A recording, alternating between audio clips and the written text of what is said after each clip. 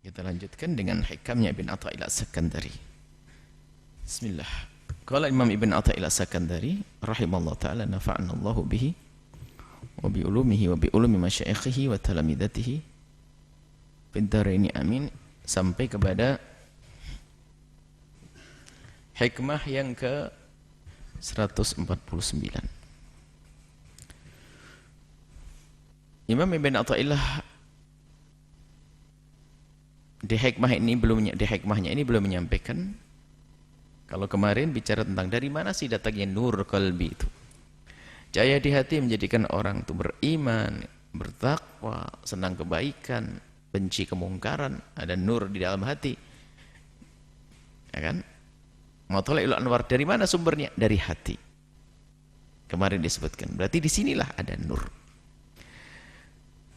Lah nur dibahas lagi tentang nurun mustauda'un fil qulubi. Adapun cahaya yang ada di dalam hati tersebut, madaduhu, sumbernya adalah, asalnya adalah minan nuril waridi, dari cahaya yang datang min khazainil ghuyubi, dari yang gaib. Yang gaib ini adalah pemberian dari Allah. Maksudnya gaib bukan sesuatu yang bisa kita lihat, akan tapi ini rahasia Allah.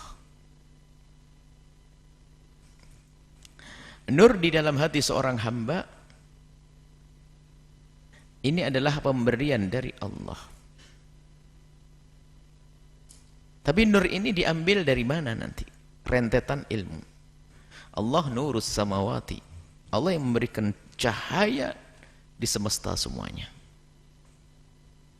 Cahaya hissi dan maknawi. Hissi yang kita lihat ini cahaya. Tapi tidak membahas masalah hissi, tapi ini adalah maknawi. Cahaya maknawi yang paling agung yang Allah turunkan adalah di hati baginda Nabi Muhammad sallallahu alaihi wasallam. Dan bisa saja ini disebut dengan nur Muhammadi. Cahaya yang Allah berikan di hati baginda Nabi Muhammad sallallahu alaihi wasallam. Cahaya yang ada di hati baginda Nabi akan memancar. Dan tentunya cahaya ini nanti akan memancar kepada seluruh perilaku baginda Nabi. Dan memang begitu nanti. Maka bagi siapapun yang ingin mengambil atau beriktibas, mengambil cahaya tersebut, maka tidak mungkin kecuali sambung dengan baginda Nabi dengan dua cara.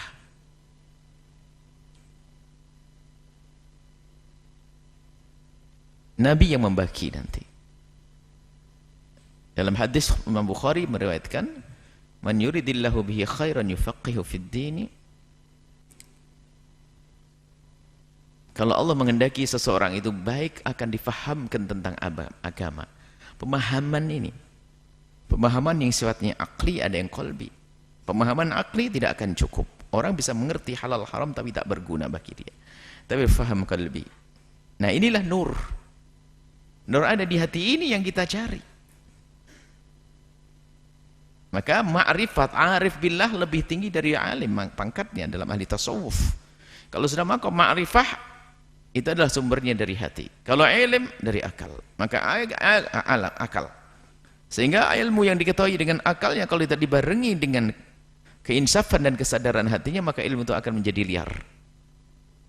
Tidak akan bertambah dekat kepada Allah dengan ilmunya. Dan alangkah banyaknya orang mengerti halal haram, akan tapi masih saja dia melakukan yang haram.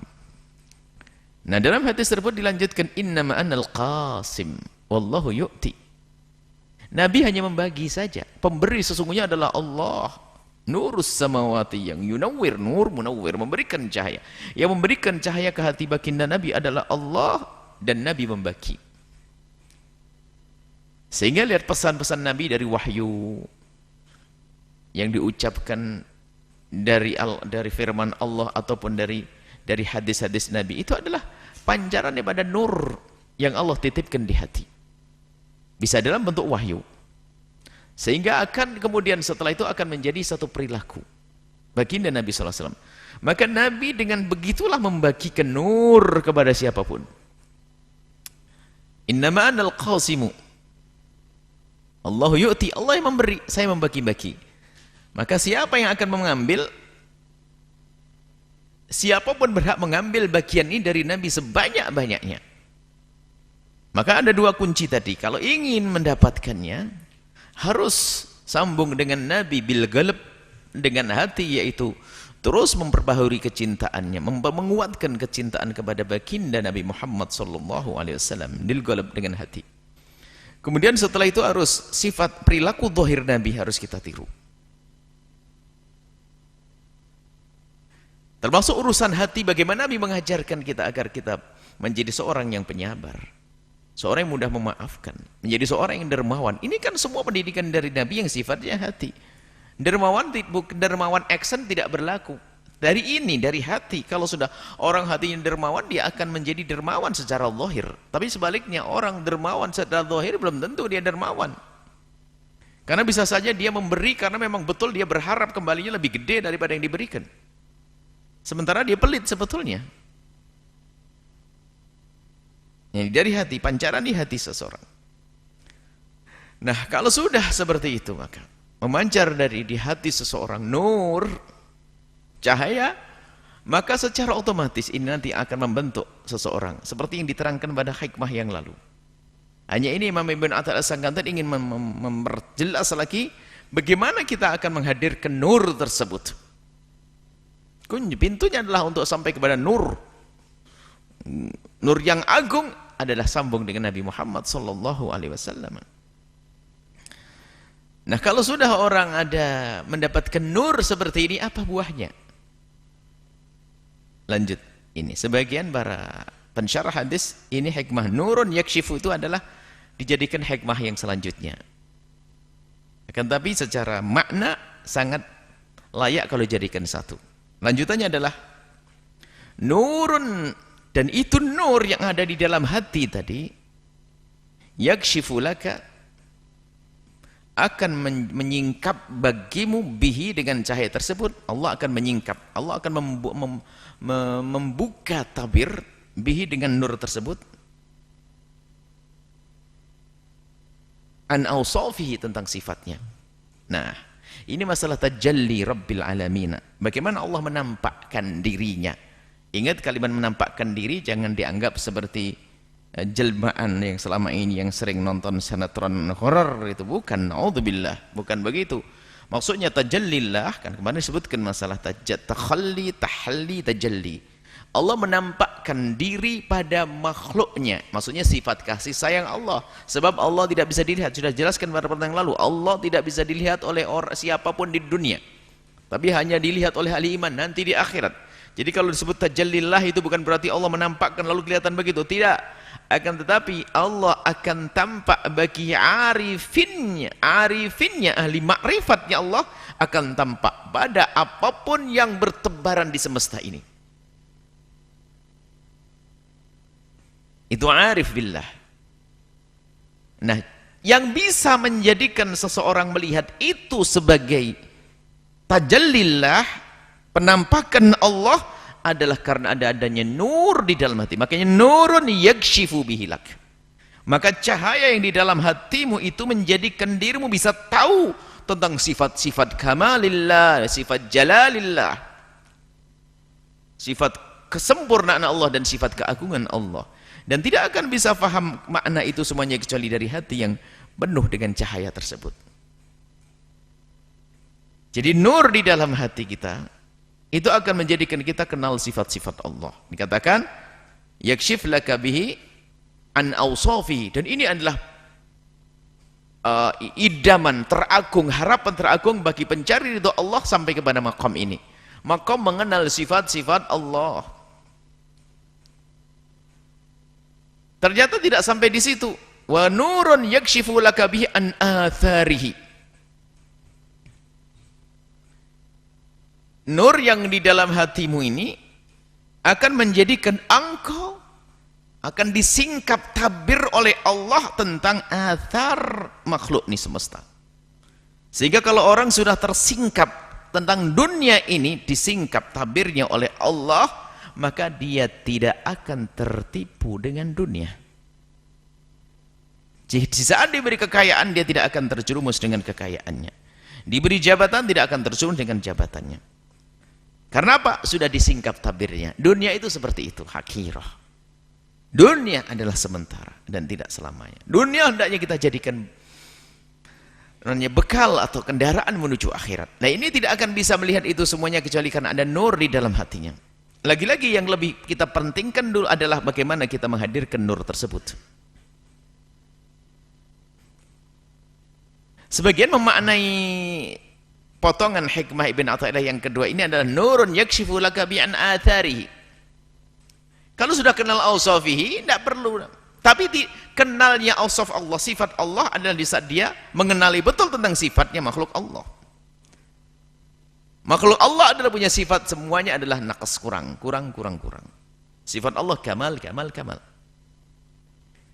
Termasuk wan nurun yakshifu laka bi an atharihi, ini adalah termasuk kasyaf yang selama ini diceritakan, kasyafnya seorang arif billahi tentang makhluk. Maka itu adalah martabat rendah, bukan impian bagi kekasih Allah. Ahli tahqiq dikatakan oleh pensyarahnya ada. Ahli tahqiq tidak mencari kasyaf di sisi ini. Kasyaf apa? Tahu apa yang akan terjadi, tahu di mana kejadian di tempat, tahu kasyaf, melihat kasyaf. Kita selama ini sering melihat kasyaf. Ternyata bukan kebanggaan bagi kekasih Allah, karena itu martabat.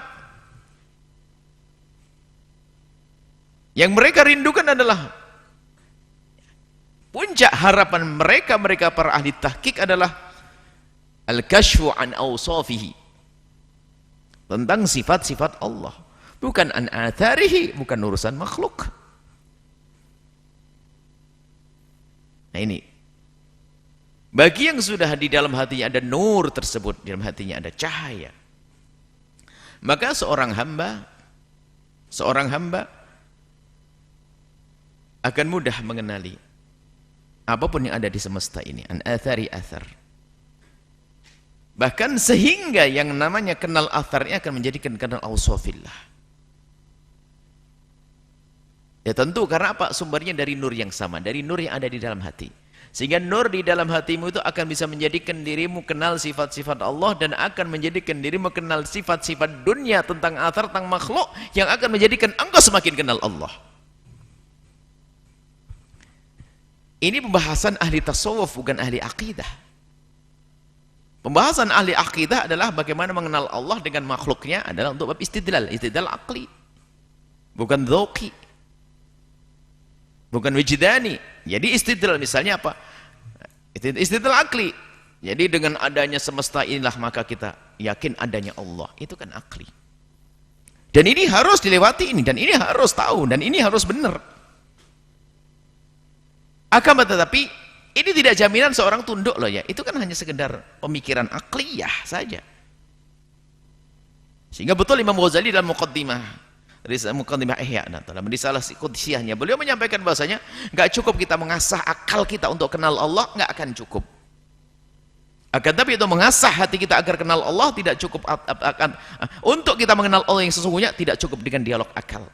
Bahkan kadang harus kita beri kesempatan hati ini, akal sebentar. Oke, akal harus. Imam Ghazali adalah ahli di dalam urusan akliyat. Beliau adalah pendekar di dalam urusan akliyat. Jagonya dalam urusan mantek, dalam urusan falsafah. Beliau yang meruntuhkan pemikiran-pemikiran falsafah. Filosof runtuh di hadapan Imam Ghazali. Tapi pun demikian beliau mengatakan bahwasanya untuk kenal Allah ternyata justru sangat tidak bisa kalau hanya menggunakan akal saja. Tapi perlu diberi kesempatan, kata Imam Ghazali, berikan kesempatan dirimu untuk menyebut nama Allah, berzikir. Ada bi dzikrillah tatmainnul qulub. Innamal mu'minun alladzina idza dzukirallahu wajilat qulubuhum wa idza tuliyat 'alaihim ayatuhu zadatum imana. Membaca Al-Qur'an, berzikir, melakukan ibadah, itulah penguatnya. Tidak cukup dengan akal. Alangkah banyak orang meyakini akan adanya Tuhan dengan dialog akliyahnya, tapi dia tidak pernah takut kepada Allah. Itu pembahasan pakar akidah. Tapi di sini bahasan masalah nur ini adalah masalah athar makhluk ini adalah bagaimana mengenal makhluk ini sebagai sesuatu yang sifatnya fana, dan jangan sampai aku tertipu dengannya. Itu nur yang difahamkan oleh ahli tasawuf. Nur di sini pembahasannya, bukan bahasan ahli akidah. Ahli tasawuf bahas masalah nur cahaya di sini yang menjadikan seorang hamba bisa dibukakan oleh Allah dengan nur tersebut akan makhlukat, sehingga dia akan tertipu dengan makhlukat, dan dengan itu maka dia akan kenal ausaf Rabbil Alamin, sifat-sifat Allah Subhanahu wa taala.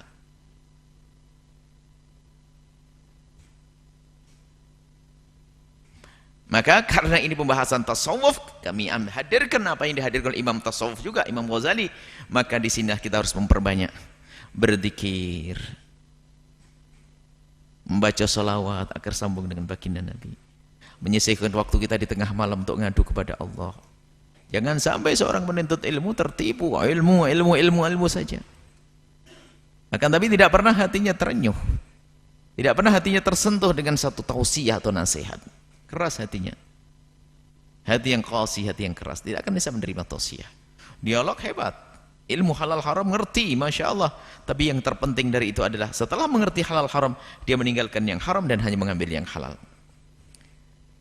Inilah yang bisa kami hadirkan dalam hikmah ini, bahwasanya yang kemarin sampaikan sumber daripada cahaya adalah di dalam hati, dan cahaya di dalam hati ini adalah bagaimana untuk menghadirkannya ada dengan dua cara. Sambung dengan makhluk yang diberi oleh Allah nur al-akbar, nur yang sangat agung di dalam hatinya, yaitu baginda Nabi. Cara sambungnya adalah dengan cara zahir, ikuti sunnah-sunnah, ikuti zahir Nabi SAW. Jadi menjalankan sunnah-sunnah zahir, kemudian setelah itu adalah sunnah batin, sambung hati ke Rasulullah, mahabbah, cinta kepada Nabi SAW, dengar pendidikan dari Nabi. Setelah begitu, maka nanti akan muncul nur di hati kita. Setelah muncul nur di hati kita, maka dengan nur ini Allah yakshifu laka bihi awsafahu, yakshifu laka bihi atharahu. Inilah orang arif billah, orang yang kenal Allah, yang disebut dengan wali kekasih Allah, minal arifina billahi subhanahu wa ta'ala, orang yang kenal Allah dengan sesungguhnya, atau yang disebut dengan ahli ma'rifat. Wallahu a'lam bissawab.